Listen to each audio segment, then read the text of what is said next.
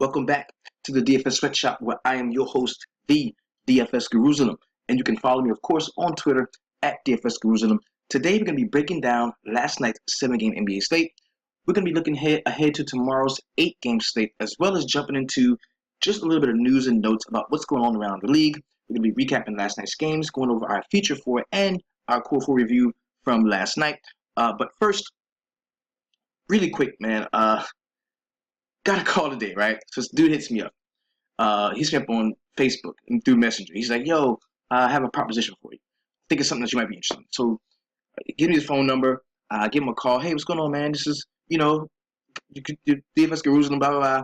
He's like, yo, man, I have this awesome, proposal that I want to prepare for you, blah, blah, blah. So we're talking. He's telling me about it. And what it all comes down to is this dude offers to give me up to $10,000 to go through my picks, my process, and max enter tournaments. In other words, the dude is trying to invest in me becoming some sort of shark. And I was very polite with him. Did not, because I do not want to offend anyone. But what I ended up explaining to this gentleman was, the most important thing to me right now, when it comes to the DFS Sweatshop, what we stand for, what I'm trying to do, is the fight for the little man. And I feel like I go out and I bring back the best information that I can. From slate to slate, from sport to sport, no matter what it is, I go out and I try to bring back the very best information I can bring back for all of our members and all of the family. And if you come on YouTube and you don't consider yourself a friend or a family member of the DFS Sweatshop, that's cool too. But I try to come to YouTube and bring you all of the best information I have to offer. And what I had to explain to this gentleman was, if I were to do that, if I were to take the money you're giving me, and if I were to, max enter tournaments, and I would have, thousands of dollars, on each slate that we go through and I discuss on my show and I talk about it in the sweatshop with a lot of the family members, that would definitely affect the way I report the news to you. I look at myself as an analyst, like a sports center guy, like just somebody like that. I'm not a fucking shark, Like, I don't make a living playing daily fantasy sports. I make my living talking daily fantasy sports. I try to play like a guy, or talk like, I don't know. It's hard to explain. It's a very interesting. It's a dichotomy, because I don't want to be a max enter motherfucker, because I know as soon as I max enter tournaments, it is going to affect the way I report the news to you. It's going to affect, if I'm on a guy, I think he's a sleeper, I'm not going to come and tell 4,000 motherfuckers to play him. That's why I will never be that guy that max enters tournaments. I will never be that guy. And I had to respectfully decline the gentleman's offer, but that got me to thinking about how this shit works, man. That's how this shit works. That's how it works. Because for me, that will say no, there's a bunch of other motherfuckers that will say yes. And that's kind of a lot of what we are up against. And that's why it's so cool that we stick together, we remain a family, we do what we got to do so we can attack motherfuckers like that. Because, okay, yeah, I don't have, the bankroll to enter 150 lineups. I can't drop $888, 100 times, and that's cool. And if you can, that's awesome. But the difference is, where the break takes place for me is, I don't think, if I did do that, which is nothing wrong with it, I would not report the news. I would not analyze the game for all to hear, because there's a conflict of interest for me. I try to, remain a person of integrity, and that is definitely a conflict of interest to me. There's no way that I can report to you honestly if I have my livelihood invested in if this guy gets 10 rebounds or not. Because I'm not going to tell you if I really feel he's going to get on. I'm not going to tell you. I'm going to tell you he probably won't. I'm going to mislead you. I'm going to throw you off to protect my investment. And that's something that I just cannot do. That's why I still play DFS the very same way I did when I started. When I started this show, I played 10% of my bankroll is not a huge bankroll. That's still the way I play. I'm a regular, ordinary guy just like you, who gets a chance to watch every NBA game, who has really taken a responsibility to report the real shit to you and to tell you about some of the pitfalls that you're going to see as a DFS player. There are going to be times when you go through cold streaks. There are going to be times when you go through hot streaks. the best thing, the number one key is when you're on a hot streak and you're rolling, the way we were last week, or earlier over the weekend, we rolled. Well, the best thing to do is stick to your bankroll management tactics. Don't give it all back in one night. You have a really great night and you think, oh man, you know what I'm gonna do?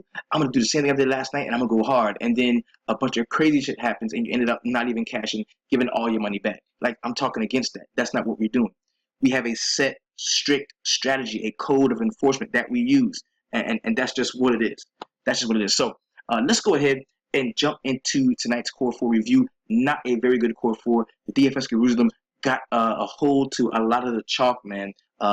Started my lineups with a lot of the chalk, and it just did not pan out. We're talking some of that Atlanta chalk, Kemba at home, Curry. I really felt like I made a stand today when I said, yo, I'm not paying up for Harden or Westbrook.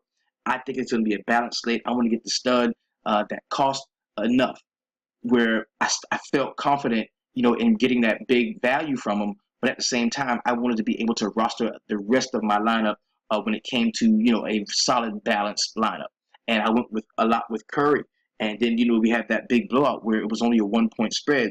So a lot of things did not go well for me tonight. I did not read the slate as well as I should have. Was able to recoup back a little bit of my buy-in on DraftKings, made a little something on FanDuel. So that's no problem there. Also played on Yahoo, made a little something there. So it wasn't a all-in-all profitable night, but I did take some very good points to carry through for the rest of the week and through the rest of the NBA season. Now, let's go ahead and jump into the Core 4. It was Taurean Prince. It was Ersan Ilyasova. I bit the chalk there. It was Kemba at home. The Hoes did not show up. It was not a great performance from him at all. Even though the Charlotte Hornets did blow out the Atlanta Hawks, it just was not a great showing for Kemba. I mean, he had enough shots. He had plenty of opportunity, just did not convert and knock down the shots he needed to knock down.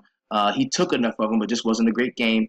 And then, of course, making that stand with Steph Curry, that's where I rested my hat tonight. And it wasn't a very great showing. It wasn't a good showing for him at all. Curry didn't have a good game at all overall. And the funny thing about it is, everyone that was in our core, man, it was the guy right next to him that had an awesome game. I'm talking about, in my core at least, I'm talking about Curry, the guy next to him. Klay Thompson goes off. We're talking about Kemba Walker, the guy right next to him, goes off. And Nick Batum, the couple of value plays that we saw in Atlanta. I liked Taurean Prince. I liked Ersan Ilyasova. Well, a couple of guys right next to them went the fuck off. I'm talking about Thabo Sefolosha had a really nice game, as well as Dennis Schroeder. So you live and you learn. You keep on rolling. We've got about between 12 and 15 more games left in the NBA season until we roll right into baseball. Let's go ahead and jump into the feature for players of the night. These are the 4 most talked about, tweeted about guys in the Facebook VIP, as well as on Twitter. We're going to start with a who that scoring all them points over there. Player of the night. I think under-owned in a lot of spots for me. 10% was the ownership on him, about 6.1K. Went out and brought back 42.5 DraftKings. Very nice game we saw from Gary Harris. Next guy we're talking about is the how did I miss that play tonight? We just talked about him briefly. It was Klay Thompson. I mean, in a game that was a huge blowout, where it looked like no one was going to be able to make that value. And, I thought that Curry was going to create a trap door for me because I said, well, if this game does get out of hand, if it does blow out, I think it's because Curry puts on the show. And we've been waiting for Curry to put on a fucking show all year long, and it has not really happened yet. So Klay Thompson goes off.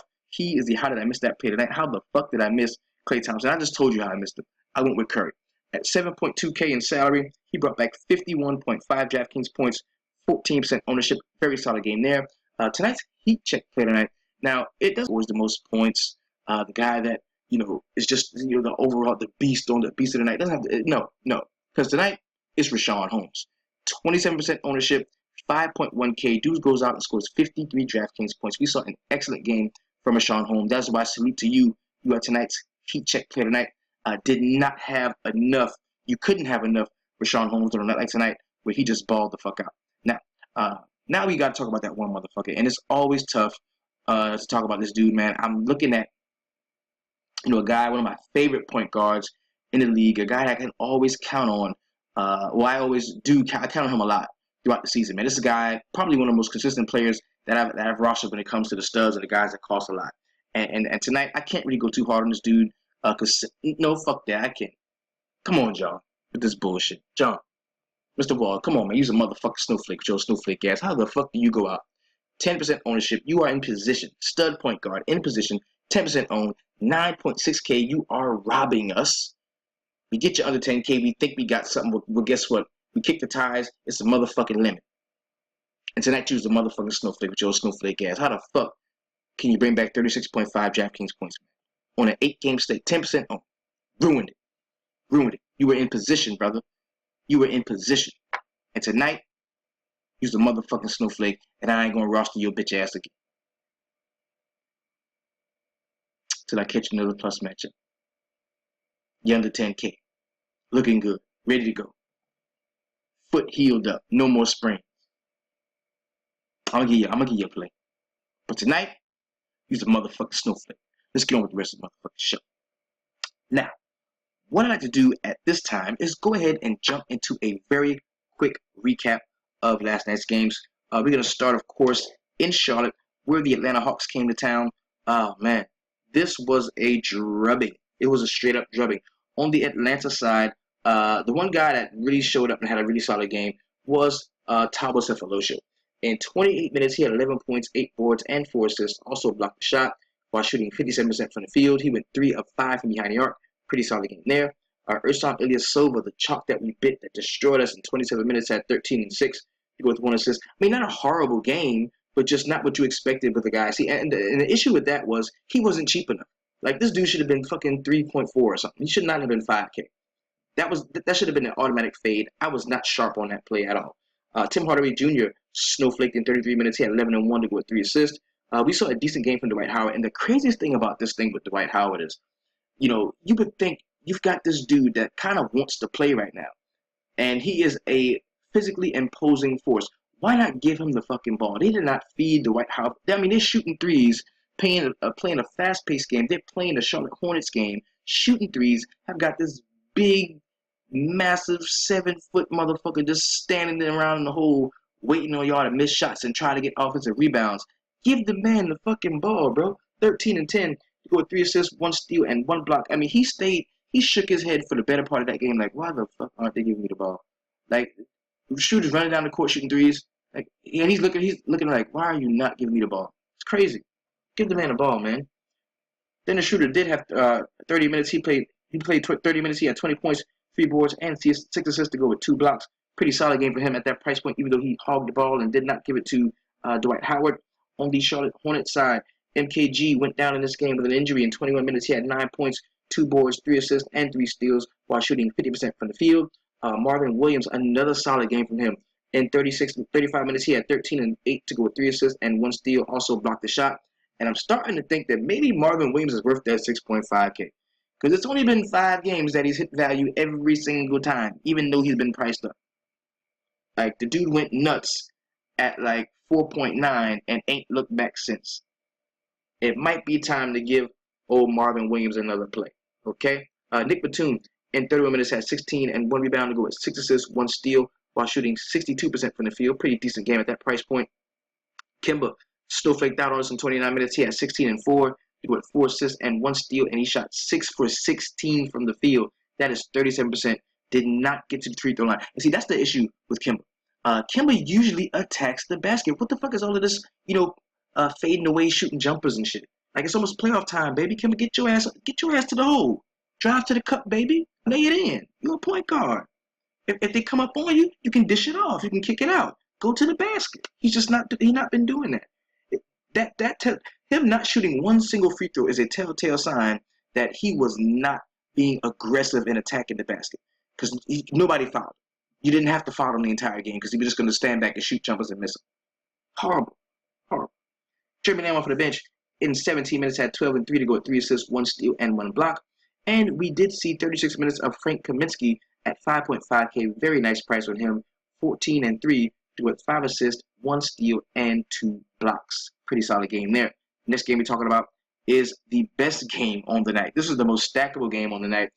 It was the Philadelphia 76ers going to Orlando to take on the Magic. And we saw a bomb game from Robert Covington, man. The dude played 44 minutes. The game did go into overtime, so they did see a little bit of extra run, but that's okay. You love that. In 44, he had 24 points, 13 boards, 4 steals, and 2 blocks. So not only was he working well shooting the ball, he also was on his defensive game. And whenever you've got that going for Robert Covington, man, you've got something. The problem is you can't tell when he's going to do it. You just can't tell when it's going to happen. But when it does happen, man, it is a beautiful thing. Richaun Holmes, awesome game there from the Heat Check player tonight. In 42 minutes, he had 24 points, 14 rebounds, 4 assists, 1 steal, and 1 block. Filled the stat sheet while shooting 11 of 19 from the field. This dude took 19 shots, hit 57%, hit a three-pointer. I mean, had an awesome game, excellent game. TJ McConnell in 34 minutes had 16 and 11 to go with 16 and 11 assists to go with 1 rebound, 3 steals while shooting 40% from the field. And Sauce, too much.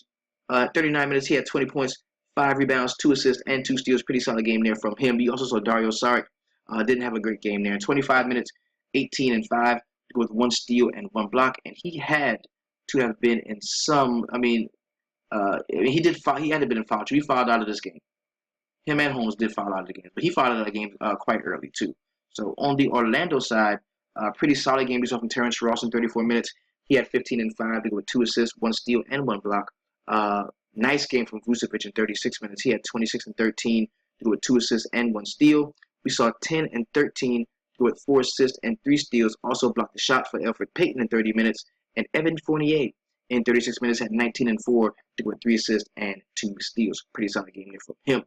The only other guy that kind of made an impact was Aaron Gordon. In 31 minutes, he had 17 points, 3 rebounds, and 4 assists. He also blocked the shot and shot 57% from the field, hit 9 of 11 free throws. That's really nice. Whenever you get to the free throw line that much, you are putting in work, getting to the basket. Next game I'm going to talk about is another game. Hey, Rudy brought this up at the sweatshop, man. We've got to stop, especially at this point in the season, we've got to stop letting the point totals dictate how we roster. And it's okay to know what they are. But if you let a point total take you off of a game completely, the theory that Rudy brought up was that the higher point totals affect more of the role players on the team than they actually do the studs. Let's just like for example, you've got Russell Westbrook in a 223 point total. He scores 72 points. Okay. You've got Russell Westbrook in a 202 point total. He scores 73 points. So what that means is the other guys are doing the scoring. So if you're looking at a larger point total game, I think that that's where you should grab your fringe players, the guys that are in supporting roles. You don't always have to grab the stud in the highest point total, and that's why stacking in a high point total, it can be good, because not only will the stud produce, but the other guys will too. And you can't let the lower point totals completely scare you off of the game, because if like the game with Gordon Hayward where he drops a career high, well, this was a low point total game. They only scored 100 points. The Utah Jazz did, but he got his. It's just the guys around him, like the bench guys and the fringe guys, they didn't all go off. But the main guys that you normally look to, I'm talking about, guys like Gordon Hayward and Rudy Gobert, they got theirs. They're going to get them. So that's just something to really pay attention to going forward as we finish off the NBA season. Very solid. And this guy researches. He's one of the key researchers when it comes to what goes on in the sweatshop. Man, this dude is always coming up. It got so funny, man. Once I post a post and I get a notification that somebody is going to be commenting, I know who it is before I actually see the comment.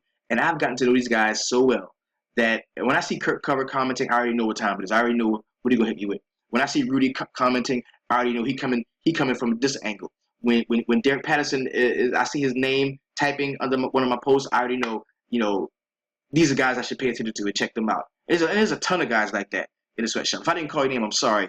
It's just my memory ain't as great. But I mean, that's all we get. There's a lot of guys in the sweatshop that do that, man. Very awesome takes in there, man. Really, really good to be a part of that. So Gordon Hayward in 36 minutes scored a career high 38 points, grabbed 3 boards, had 2 assists, 2 steals, and 1 block shot while going 16 for 24 from the field. That is 66%.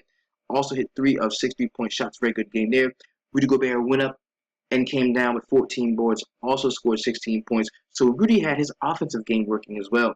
3 assists and 8 block shots. This dude almost had a triple-double with blocks. 7 for 12 from the field for 58%. Very solid shooting game there. Rodney Hood in 15 minutes had 11 and 2. Not a great game for him. We saw George Hill for 37 minutes. He had 16, 6, and 6 while shooting 41% from the field. 0 for 7 from 3. Come on, George Hill. You could have had a much better game if you'd have knocked down a couple three-pointers. Didn't see much from Joe Johnson. His 30 minutes, he had 2 and 4 with 2 assists and 1 steal. Joe Ingles came off of the bench in 26 minutes, had 4 and 7 with 5 assists and 1 block. Pretty solid game for a guy off of the bench.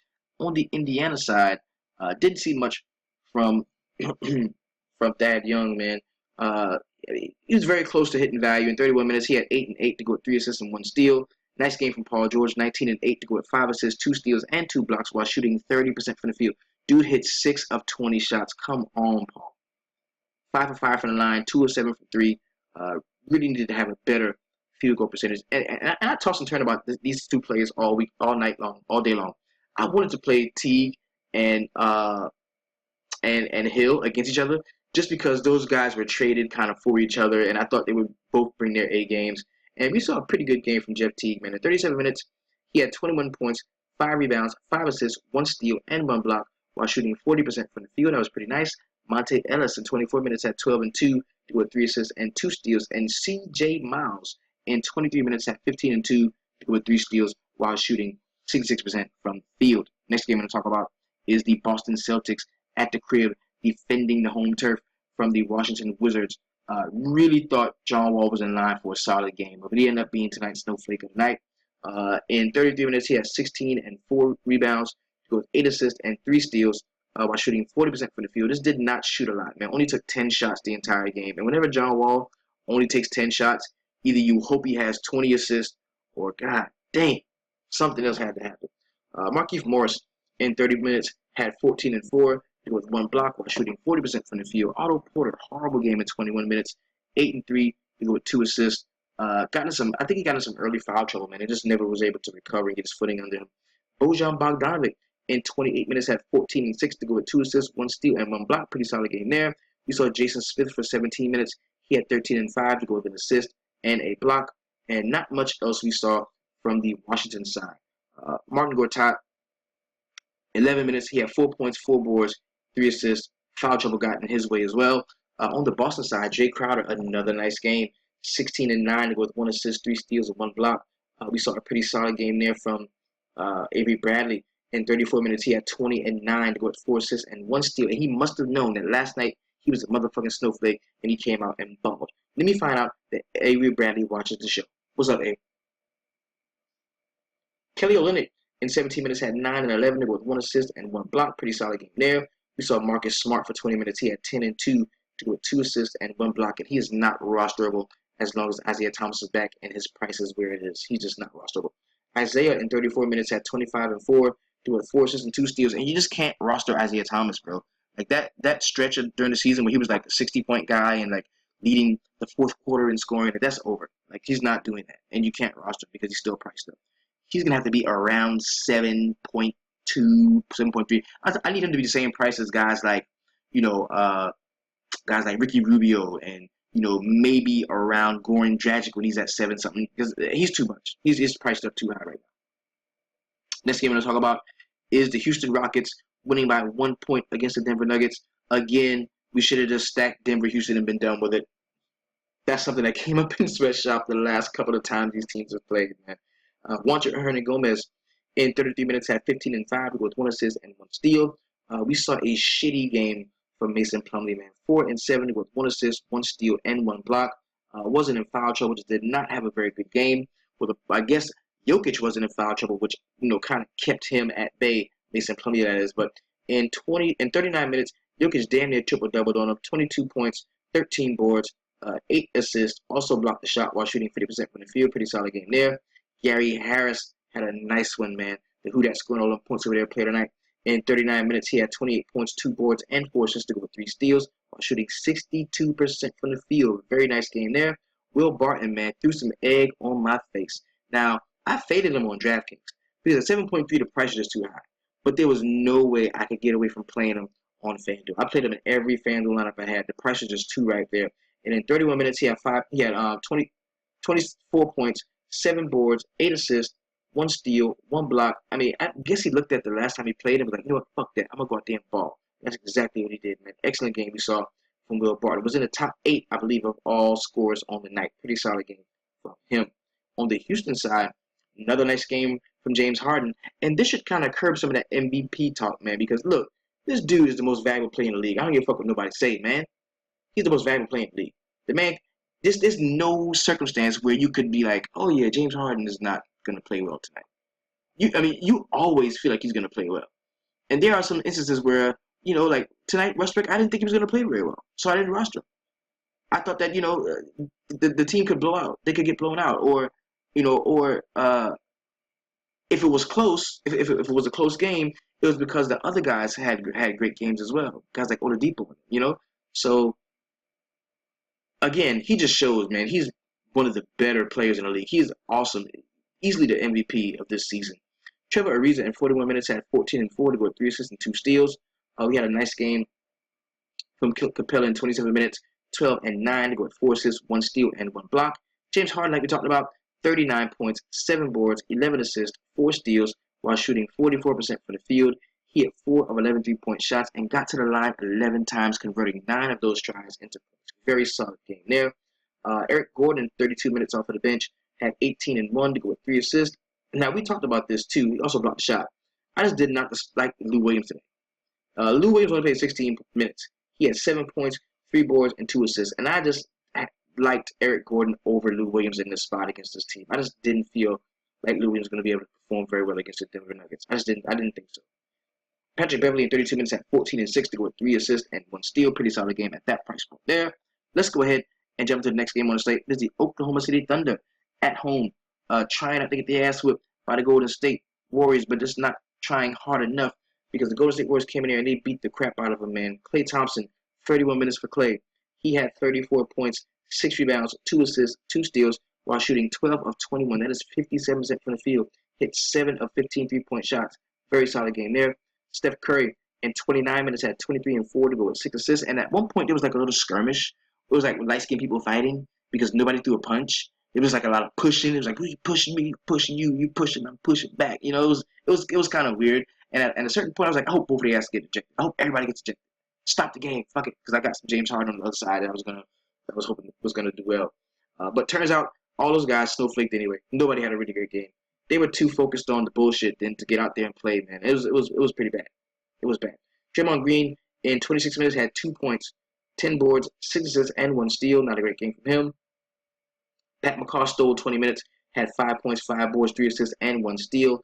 And we saw Jaja for 14 minutes. He had 2 and 2 with 1 assist while shooting 25% from the field. Not a great game there from him. On the Oklahoma City side, Russell Westbrook has 15 points, 8 rebounds, and 7 assists to go with 2 steals while shooting 25% from the field. He only played 27 minutes. Not a great game there. Enes Kanter came off of the bench and double-doubled in 25 minutes. He had 15 and 10. Very solid game from him. Didn't see much for Steven Adams. Vic Oladipo 17 and 6 to go with 5 assists and 2 steals in his 32 minutes. Pretty solid game we saw from Depot. And the late night hammer game on the slate took place in LA, where the LA Clippers took on my New York Knicks. The homie George, man, the co-host of the old Sports World show, man, George, man, really solid cat. He was at this game. My fellow Knicks fan, shout out to the homie George, was out there enjoying the New York Knicks getting out their ass whipped by the LA Clippers. Man, we looked bad tonight. We did, and we look bad most nights. That's just what it is. The life of a New York Knicks fan, man. Carmelo Anthony, 25 minutes for him. He had 16 and 40 with 1 assist. Not a great game there. So it's a fairly decent game for Kristaps Porzingis in 31 minutes. He had 18 and 11 with 2 assists and 2 steals while shooting 56% from the field. Willie Hernangomez, 8 and 9. Derrick Rose. I was on Derrick Rose all day. I just like Derrick Rose today. For some reason, I was on Derrick. I think he wants to play for the Clippers, or he wants to play for like one of those teams over there. Because he loves to play well, but it's like he's showcasing his talents for the opposing team. Like, look what I can do. You know what I mean? And I just felt like he was in a good spot. He was going to have a good game. And in 27 minutes, he had 18 and 40 with 5 assists. Pretty solid there, while shooting 54% from the field.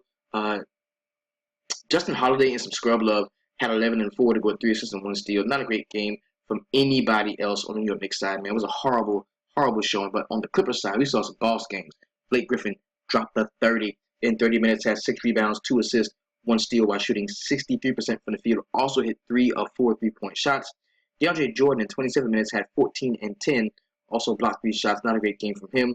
We saw a nice one from Chris Paul, man. 13 and 5 to go with 13 assists, 1 steal while shooting 45% from the field. Jay Crossover, happy birthday, Jay Crossover.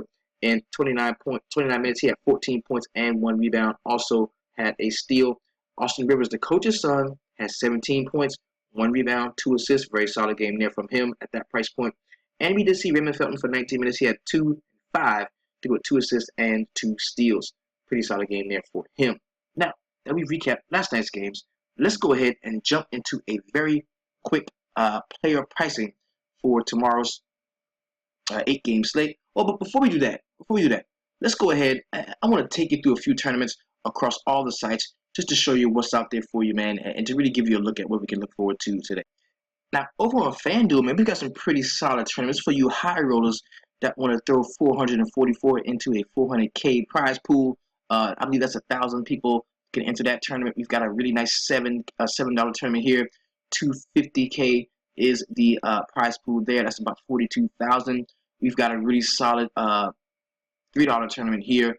250K is also in there. That's going to be a few more people involved in that. We've got a Tuesday Slam. It's going to be a $25 entry. So we've got some really solid tournaments tomorrow over on FanDuel. We've got some as well. Now on Yahoo, got some really solid tournaments here on Yahoo, man. Now, if you look at it, we got 8 games starting at 7 o'clock over on Yahoo. We've got a 5-game smaller slate, a 3-game and a 2-game that's going to start at 10. The 3-game is at 9:30, and the 5 games at 8. You can definitely get in those. This is probably going to be one of the better tournaments to get into over on Yahoo, man. It is a multi-entry, $5 buy-in. I think it pays out $1K to the first. And these are some smaller buy-in tournaments, but man, it's a really, really, really good way to get into Yahoo, man. I kind of like this site. I've been playing over here pretty much since baseball started, so I think this is some really, really good stuff here. You got the $1 here. That's also a single entry, I believe. We do have a $1 single entry, but this is not. This is a guaranteed. This is GPP. 500 goes to first. It's about 5,000 people. 5,000 is the price pool. The prize pool. So there's some pretty solid tournaments here, man. You can check them out. Yahoo's a really great place to play. There's going to be a link in the description where if you are not on Yahoo, you can go ahead and come in under the DFS Sweatshop, and that'll be a very good thing for you and I. Next, the DraftKings. Here we are. We've got some monster tournaments on DraftKings tomorrow. Some stuff that's really good. Things I'm really gonna like. We've got another of the Crazy 8. This is the encore to the Crazy 8s. 50K to first. Last night was 100K. It's an $8 buy-in. That's about 58,000 people. Half the people that were in last night's tournament. We've got this. This is a really good one here too. The 100K sharpshooters, a 20 entry max. So $3, 60 bucks get you 20 entries. You can max out. There's 39,000 people. Go ahead and get involved. I think that's a really nice tournament to be in. We've also got that encore for you high rollers, $888 buy-in, multiple entry if you like. 500K pays 100K to the first. So we've got some really solid tournaments over on FanDuel, DraftKings, and Yahoo. Like I said, I like to tell you this because Hedge Life is a real thing. I play across all sites. I even played Fantasy Aces when it was up and running. So I like Yahoo, DraftKings, and FanDuel. I played them all on a night tonight where I lost a lot on DraftKings, but I made up a lot of what I lost across the other 2 sites. And I do that. I live that hedge life, man. I do. I live that hedge life. I like to hedge my bets across different sites. So, but DraftKings is my primary, primary mode of DFS, but I do play across a few different sites. So let's go ahead and jump into some quick player pricing for tomorrow's 8-game slate. Now, first thing we're going to do here is go over some quick slate recognition. We've got the totality of the slate is going to be 8 games, as you can see here. We've got a 3-game late at 9:30. We've got a 2-game turbo, another 2-game later is the last one, and we've got a 2-game turbo in between those. And you know that kind of sucks. I hate when you have 8-game slates, but you don't have a 4-game turbo. 4-game turbos are the best. I love the 4-game turbos, but we got a couple 2-gamers. We can check inside of those to see, how the point totals stack up in those, see how we like those. And if you make some lineups in there, I would suggest you do go ahead and throw them bitches in the main. You know what I'm going to say. Throw them bitches in the main. You making some lineups here, just go ahead and throw them bitches in the main. It's definitely a really solid strategy that we've come up with here in the DFS sweatshop. Now let's go ahead and crack this baby open, because what we want to do at this point is we want to get a solid look at the player pool. And I kind of like the slate because I don't have to choose between Russell Westbrook and James Harden.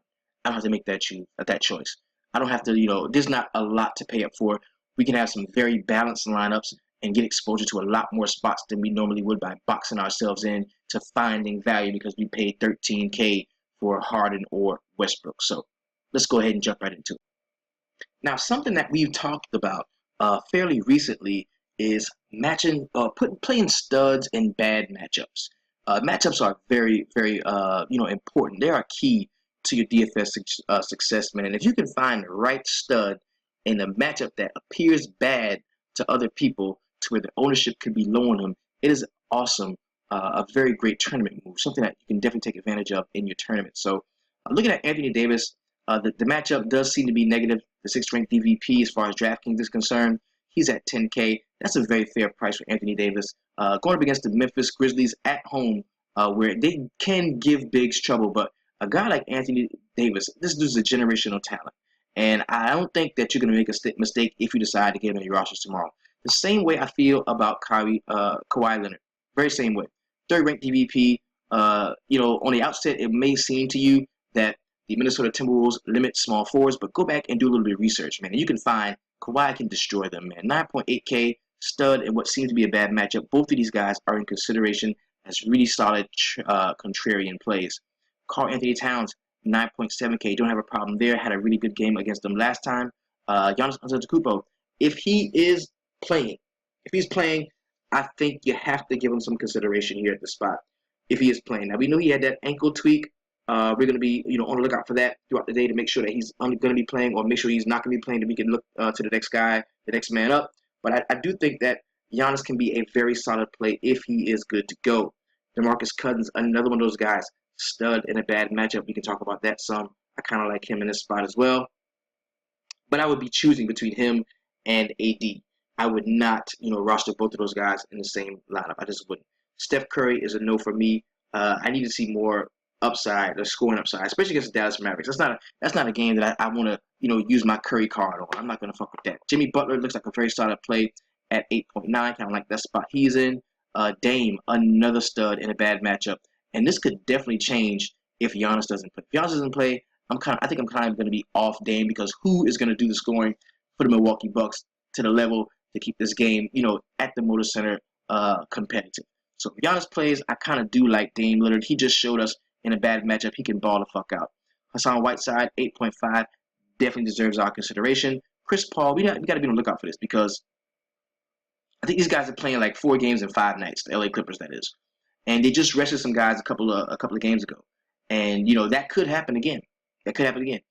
This is a very winnable game if Chris Paul doesn't play, or if, one of the big 3 on this team sits. So it's still a very winnable game. They're playing against the LA Lakers, who really suck. The game is damn near a home game. It's at the same place where they all play. So it's not like, it's going to be a big deal that they're playing the LA Lakers. So if he does play, I think he deserves consideration at 8.4. I would much rather, pay down a little bit at the point guard spot on a night like tonight. But he does deserve consideration where he is. Goran Dragic, the next guy, 8.1, priced up a little bit. But we know the Phoenix Suns give it up to the point guards. Miami's at home. They should win this game quite handily, and I think that happens because Goran Dragic and Hassan Whiteside hook up early and often. Blake Griffin, if he does play, I do like if he does play, and because the game, like I said, they could be sitting guys. If he does play, I like him at 8K. The price is just right on him. I don't have a problem with that at all. I love Andre Drummond at 7.9, one of my favorite plays on the slate. Just from at first glance, just seeing that against Brooklyn, I love him. One of my favorite plays on the slate there. Draymond Green at 7.8 does deserve consideration, because I think he's going to be matched up a lot against their former teammate a guy that I kind of like a little bit too. I think there's going to be some bad blood, some feelings involved there. The game is at Dallas. They're going to go see Harrison Barnes, so I do like both of those guys in that matchup. DeMar DeRozan, great matchup for him at 7.7. Hadn't been playing particularly well lately. Maybe that'll keep people off of him. I like him. Mike Conley, love him at 7.6. I think you can pair Mike Conley with Marc Gasol, his teammate, at 7.5. Those are really good plays. And we talked about this before. Down the stretch, rolling into playoff basketball, the two best guys on the team, or the tandem, whatever the tandem is on the team, those guys are really going to lift up their level of play and carry their teams. And we've seen that from Mike Conley and Marc Gasol over the last few games. I think we can pair those guys up tomorrow, and that will make for a really solid tandem. Ricky Rubio at 7.3. Last time against San Antonio Spurs, he ate their ass up. He's the one who kind of started the trend for us where we decided, maybe you can roster point guards against San Antonio. And then the next 4 or 5 point guards proceeded to beat the shit out of him. So I have no issue. I like Ricky Rubio, 7.3K. He gets that San Antonio discount. I love him in that spot. I will not be playing Tyler Ulis at 7.3K. I am against that. TJ Warren at 7.2. The price is up on him just a little bit. I don't think I like that as well. CJ McCollum, he isn't play for me at 7.1. Devin Booker, if he does play, I think you can give him some consideration at 7K. But, man, he's been playing pretty lousy lately. And you may not want to take a chance on that. But that's a really good player in a bad matchup that could outscore his projection. That is Devin Booker tomorrow. Klay Thompson is a yes for me at 7K. I kind of like him.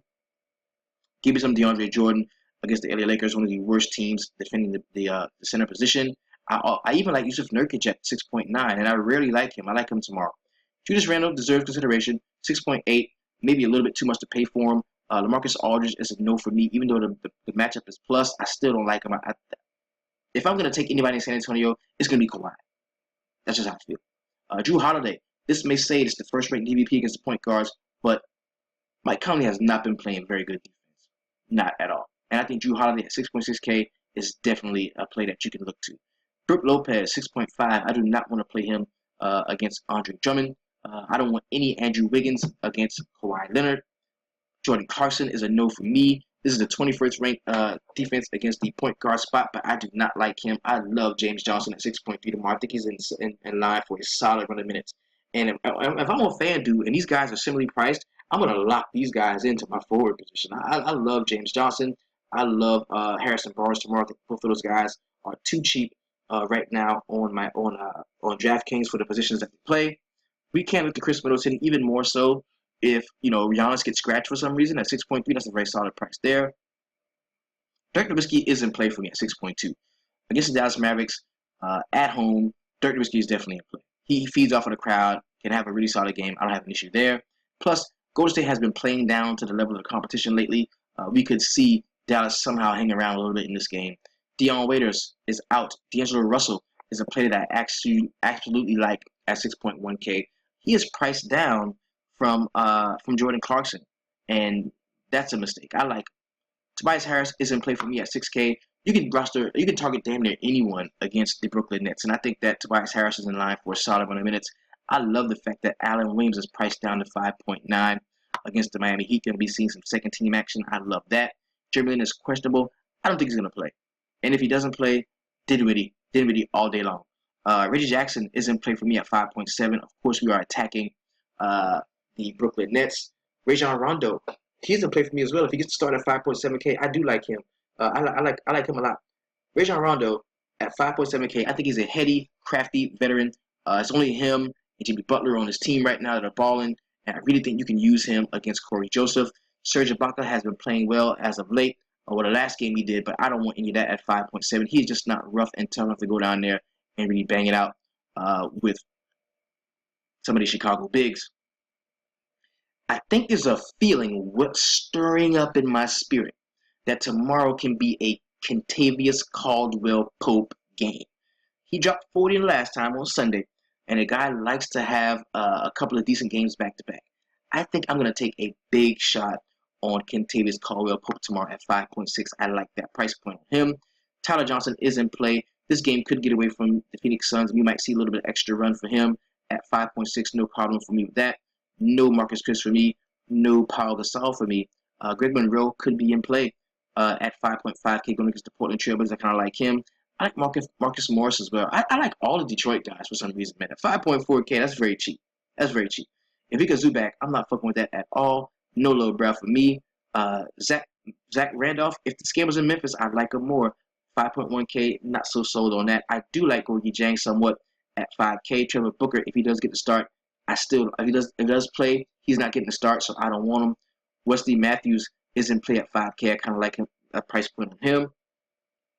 Corey Joseph is a no for me. Jonas Valanciunas, yes, give me some of that at 5K. I kind of like him. This is probably one of my favorite point guard plays on the slate. Talking about Malcolm Brogdon, he's priced down to 5K. If we don't see Giannis, that means he's going to get all the run. If we do see Giannis, he's still the starting point guard on this team at 5K against one of the worst perimeter defenses, specifically against the point guard position in the league in the Portland Trailblazers. I don't have an issue with him at all. Brandon Ingram is a no for me. Sean Kilpatrick is out probably. Well, yeah, he will not play tomorrow. Nerlens Noel deserves consideration at 4.9K because when Dallas runs that little small ball lineup, I think he can get in there and block some shots and play some solid defense. David Lee at 4.8 is a player that I'm kind of interested in. Josh Richardson, if he gets to start again, I like him at 4.8. We can go to him definitely. Patty Mills 4.7. We got to find out that somebody's gonna be out. Like there's no Tony Parker or DeJounte Murray was just ruled out the other day. If that continues, then we can rock with Patty Mills. Other than that, no. Iguodala, yes, at 4.6, I like him. Nikolai Mirotic is a player that I kind of like at 4.6 as well. No Shabazz Muhammad for me. Bledsoe is out for the rest of the season. Denzel Valentine, 4.5 is a no for me. I like JJ Redick tomorrow at 4.5 as well. Hollis Jefferson, you can give me some of that at 4.4. I think that's a very solid play. Yogi Ferrell is down to 4.4 against Golden State Warriors. 10th ranked DVP, but I think I can use Yogi tomorrow. I really do. I don't have a problem rostering Yogi Ferrell tomorrow. Alfred Camino is a no for me. Matt Barnes, no. Tony Parker at 4.2. If he's starting, yes. Ish Smith at 4.2. If I hate Reggie Jackson as much as I normally do, I can look to Ish Smith tomorrow to attack the Brooklyn second team. John Lure also pops off of the page to me at 4.2. I kind of like that price point for him. Wayne Ellington, yes, at 4.2 as well. Solomon Hill, are we going to get some points from Solomon Hill tomorrow? Are we going to get another 50 from him? Probably not. I won't be rostering him. Jermichael Green is a no for me. JJ Barea at 4.1 deserves slight consideration. But see, if this game blows out, you're not going to see a ton of minutes from JJ Barea anyway. So you want to be careful with that one. Jaja is a no for me. Tony Allen, I kind of like him at 4.1. Even though it's the 8th ranked DVP against the shooting guard position, I think Tony Allen sees a fair amount of defensive usage guarding the perimeter in this game. He's going to pick up steals and blocks and rebounds and things like that. I like Tony Allen. Jordan Crawford deserves consideration at 4.1, definitely. I love Robin Lopez.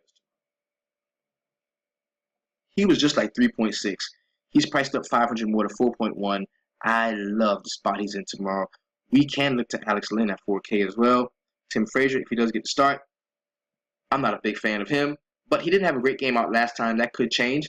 But I'm not a big fan of Tim Frazier at 4K. Dwayne Wade is out, of course. Evan Turner is back in at 4K. We can definitely look to Evan Turner tomorrow. He is cheap. This is an injury discount that we've seen from him. Hadn't been able to play the last couple of weeks. I do like Evan Turner. Maurice Harkless is no for me. Larry Nance deserves consideration at 4K. Could ball with the second team. Maurice Spates also could get some time in the blowout at 4K. We can look to him as well. I like the spot that Karis LeVert is in tomorrow, 3.9K. You've got a really, really solid perimeter defense they're going against.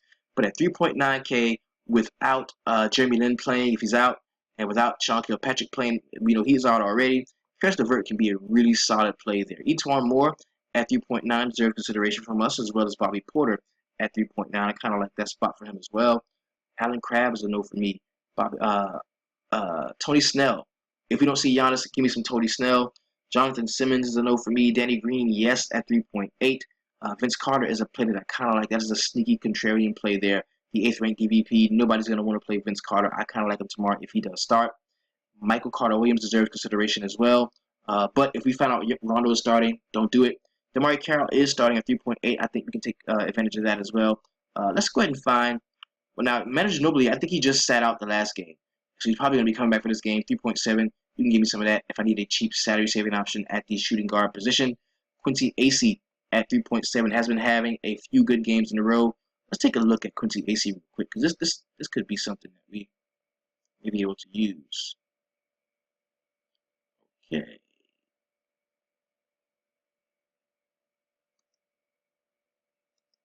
Game. 21, 32, and 23 minutes.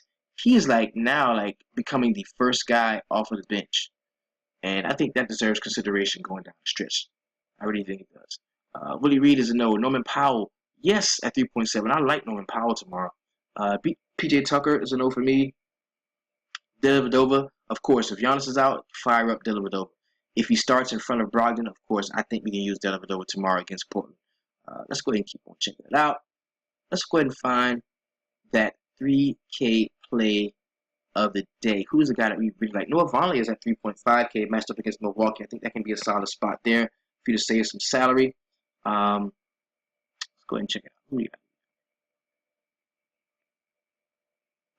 got? Bertans. Davis Bertans at 3K could be a solid play against the Minnesota Timberwolves. I kind of like the spot that he is in, especially if that game blows out some. You've got not a lot to love. Not a lot to. Andrew Nicholson has been coming off of the bench as well for the Brooklyn Nets too. KJ McDaniels, no. Justin Hamilton, no. Not a lot to love, man. It's gonna be tough to find a 3K guy, and that's what happens, man, when you don't have those big star-studded slates, but all of the stars come out. This is a more conservative slate, one I kind of like. Finney Smith at 3K could see a ton of run if Golden State blows this game out. He could, easily, hit 20 points.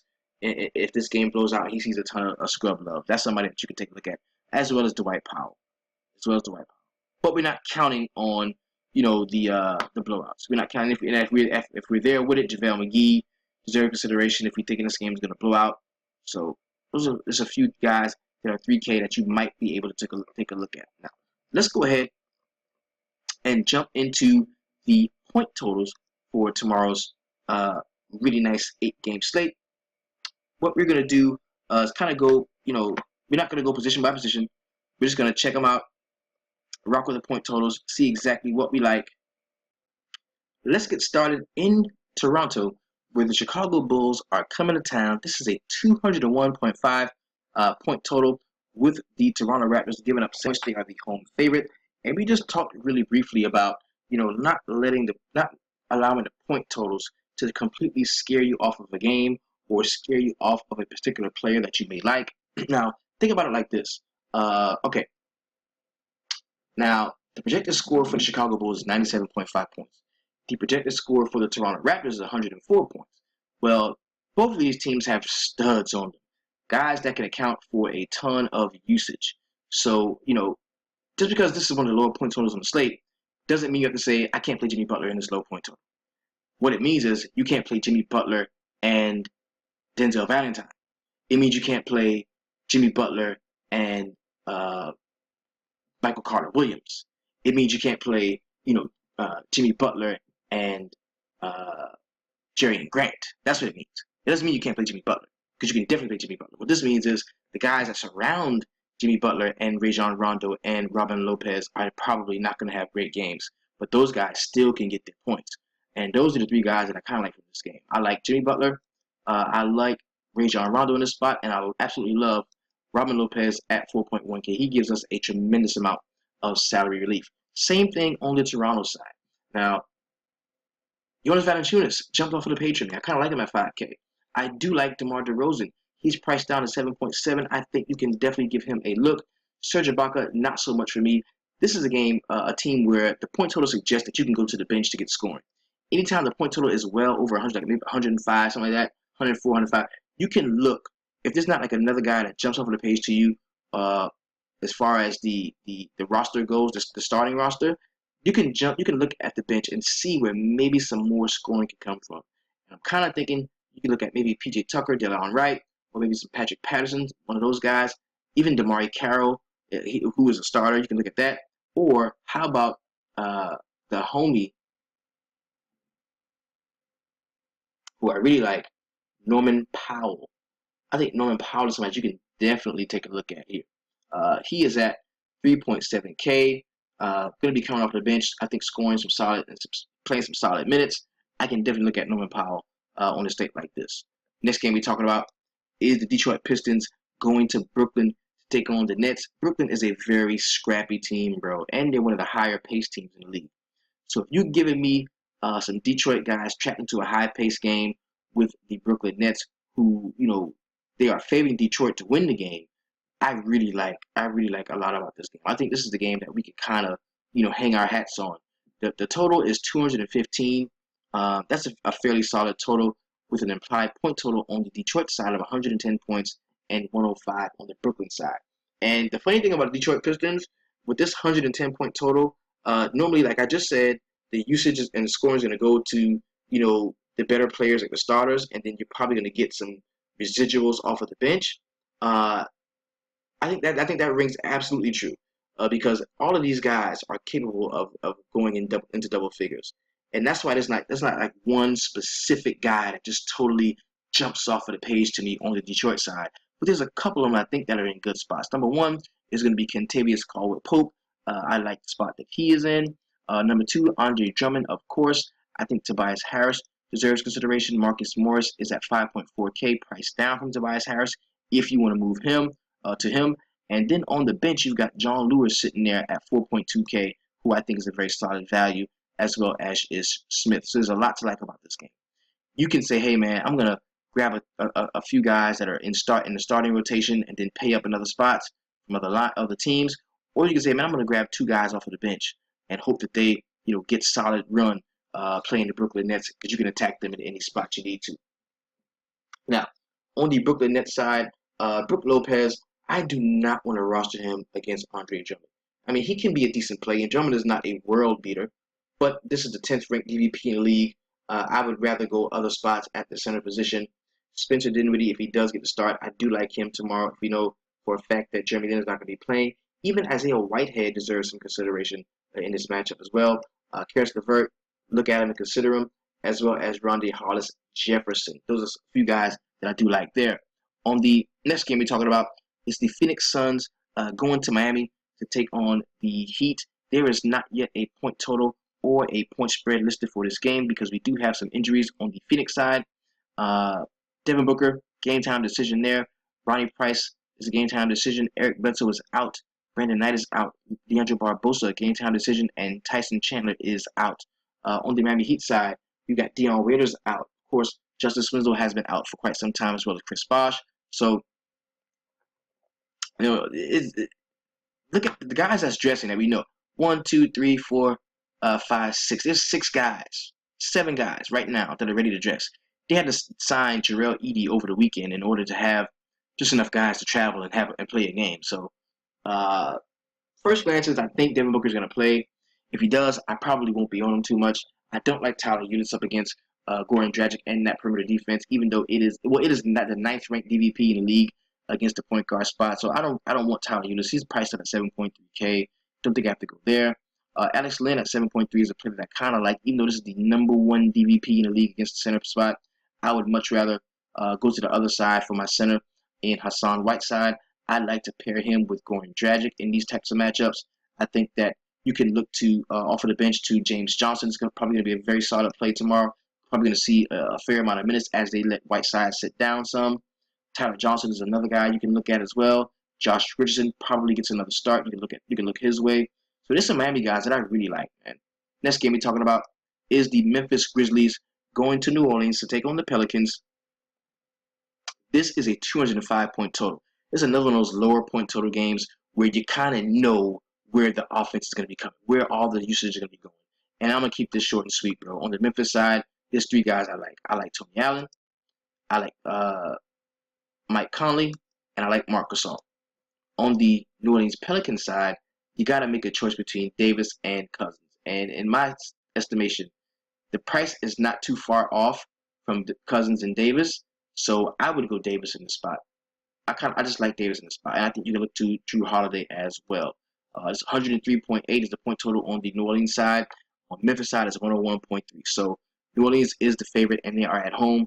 I like Davis and Drew Holiday in the spot. You can look at those guys now.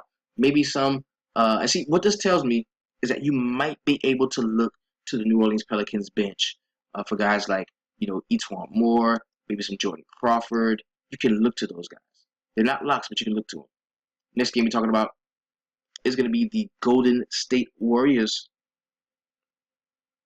at home at the Oracle, taking on, leaving the Oracle, leaving Oklahoma City, going to Dallas. They were on a homestand. Now they're on a road trip. They're in Dallas. Dallas is the home dog. It's a 209-point total. And the funny thing is, it's only a 4-point spread. And that is very interesting to me. Very interesting. It was a 1-point spread last night, and they blew the fucking doors off of Oklahoma City. Can we expect a similar result tonight? I'm not so sure. Golden State side, we see 4 quarters of Curry. You might want to take a look at him. He's priced down at 9.2. I am not on him. I'd much rather take Draymond Green at 7.8. I think we might be able to look to Klay Thompson at 7K flat. If you wanted to go to the Golden State bench, you've got Andre Iguodala there. Matt Barnes is going to be there. JaVale McGee is going to be there if the game does get away from him. On the Dallas side, you can give me some Harrison Barnes, bro. It's a revenge narrative. It's a revenge narrative. They didn't want to pay the man, so the man had to go and be the man somewhere else. And when they come, he's going to try to show them, hey, you should have paid me because I was the man there, and now I'm the man here. And I think we see a solid game from Harrison Barnes. Wesley Matthews deserves consideration, as well as Dirk Nowitzki. Looking to the bench. Well, not even to the bench. I mean, Yogi Ferrell, Steph Curry don't play no damn defense. I think you can look at Yogi Ferrell. You can look at Yogi Ferrell. And maybe even some Nerlens Noel. It's a 102-point total. It's over 100. So we can definitely look to the bench in some spots. I kind of like Nerlens Noel anyway. Next game we're talking about the San Antonio Spurs going to Minnesota to take on the Timberwolves. This is a 205.5 point total. Another one of those smaller point totals that I do kind of like. On the San Antonio side, Kawhi jumps out at me immediately. I like the spot that he is in. No Aldridge for me. We don't have any injury news on the San Antonio side, so it looks like everybody's going to be good to play. Watch out, because you could get popped. I think Ginobili is in play. He did rest the last time they played, so he may be probably good to go now. Tony Parker had a solid game out last time. Could do the same thing again at 4.2K. Nobody rostered him, so the price really didn't move much. On the Minnesota side, you can give me a Karl Anthony Towns and a Ricky Rubio stack one more time. I will try that again. No Andrew Wiggins for me. Like Gorgie Jang. No Shabazz. Don't like anybody too much off of the Minnesota bench. And just because it's a 100-point total, I'm going to try to stick to what we talked about where, I'm not going to look to, if it's 100 points or less, I'm not going to look to the bench too much. I'm just going to hone in on those 2 key guys. If it's 100 or less, I'm going to hone in on those 2 key guys and see if I can get all of that usage that's going to be thrown their way. This game we're talking about is the Milwaukee Bucks taking on the Portland Trailblazers. Now this is a 216-point total with the Milwaukee Bucks receiving 5. So Portland is the home favorite at the Moda Center. That's what we've got so far. Now, do we have any injury notes? We've got Giannis. He is looking at a game time decision. We know that Mike Beasley is out, as well as Ed Davis on the Portland side. 216 is the point total. Of course, Portland is on the winning side of that. Dame Lillard is in a negative matchup DVP-wise at 3rd ranked. We can look to him.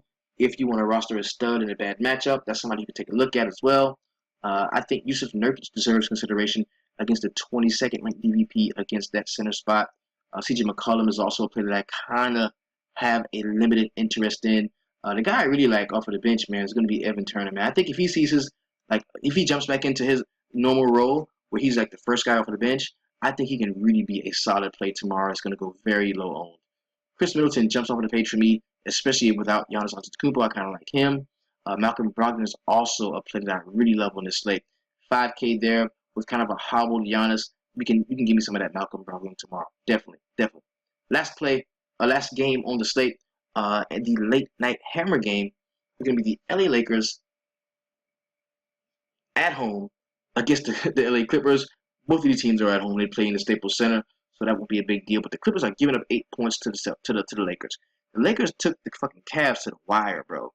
And the Clippers haven't been playing particularly well anyway. Now, can you stack them? Blake, Chris Paul, DeAndre. On a slate like this, you probably can.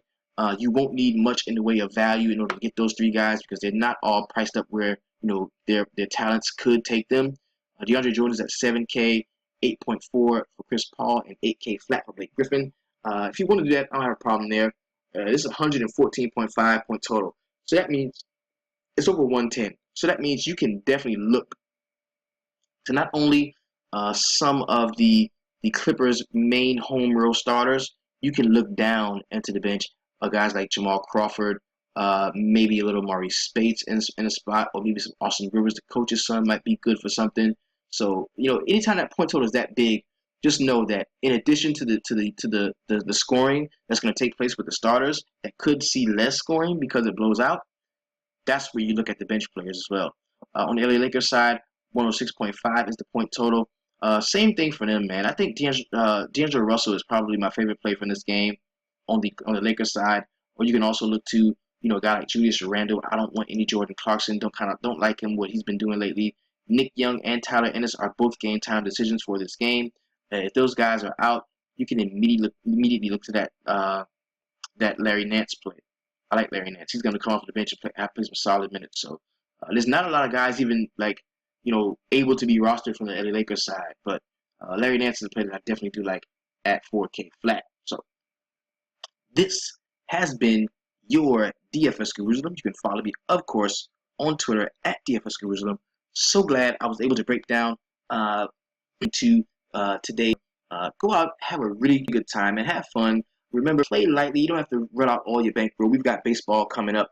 There are many ways for you to support the show. You're doing the most purest form of support right now by giving me a voice on YouTube. However, there's a box over there.